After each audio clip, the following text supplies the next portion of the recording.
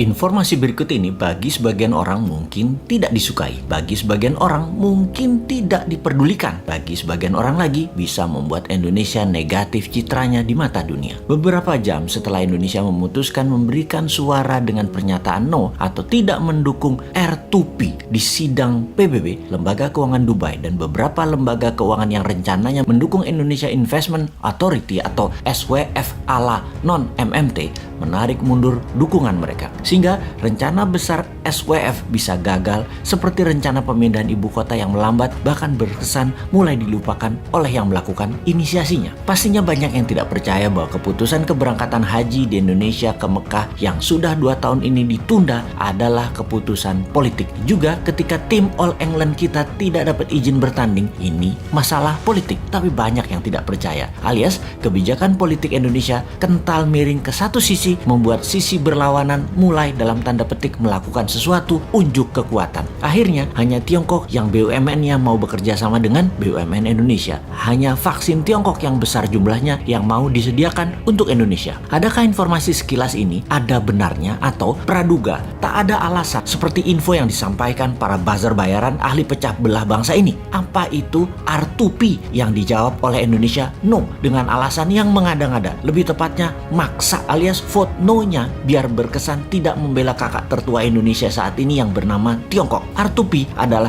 resolusi responsibility to protect, yaitu Indonesia menolak untuk bertanggung jawab melindungi dan mencegah genosida, kejahatan perang, pembantaian etnis, dan kejahatan terhadap kemanusiaan. Kalau disederhanakan, Indonesia itu mendukung genocide, mendukung kejahatan perang, mendukung kejahatan etnis, dan mendukung kejahatan terhadap kemanusiaan. Namun, pinternya dibungkus dengan pernyataan resolusi itu salah prosedur, yang ketika ditanya prosedur mana atau apa prosedur yang benar versi pemerintah Indonesia, nggak bisa jawab juga. Sudahlah, Anda pejabat itu membela kejahatan perang karena harus satu kata sama dengan Tiongkok. Sudahlah, ngaku aja. Singkat cerita, R2P resolusinya dimenangkan yang vote yes atau yang mendukung, atau mereka anti kejahatan perang, anti kejahatan kemanusiaan, di mana Indonesia dengan memvote no, artinya Indonesia anti HAM. Indonesia bergabung dengan 15 negara yang vote no, seperti Tiongkok, Rusia, Kuba, Suriah, Korea Utara. Keputusan no ini melawan 115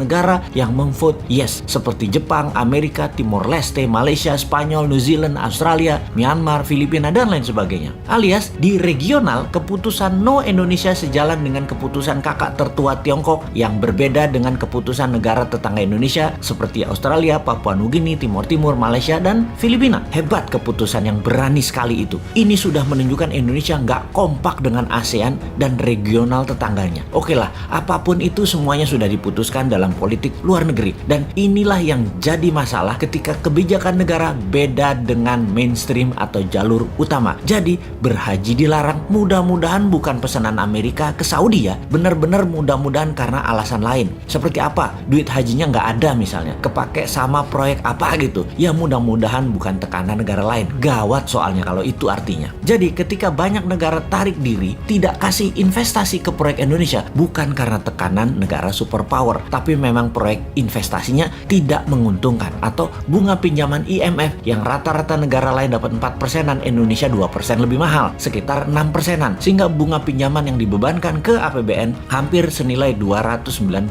triliun ini karena tingginya bunga pinjaman. Sekali lagi, bunga lebih tinggi bukan pesanan negara superpower, mudah-mudahan ya, karena Indonesia nggak menarik. Efek Indonesia menolak atau vote no Indonesia dalam UN Watch dimasukkan sebagai daftar negara memalukan atau list of shame country. Juga Amnesty International menyayangkan keputusan Indonesia ini, bahkan banyak yang menyarankan mending abstain sekalian ketimbang menolak no. Ya sudahlah, semoga semua selamat dan semoga tetap banyak yang tidak peduli dengan hal-hal seperti begini. Teruslah menjual diri untuk 2024 walau tanpa konsep bernegara. Silahkan membangun model populer dan terlihat suci. Toh rakyat sama seperti bosman ini, bodoh semua. Jadi wahai rakyat, tetaplah rebahan, tetaplah tidak peduli, tetaplah tidak bermanfaat, dan tetaplah menjadi beban APBN.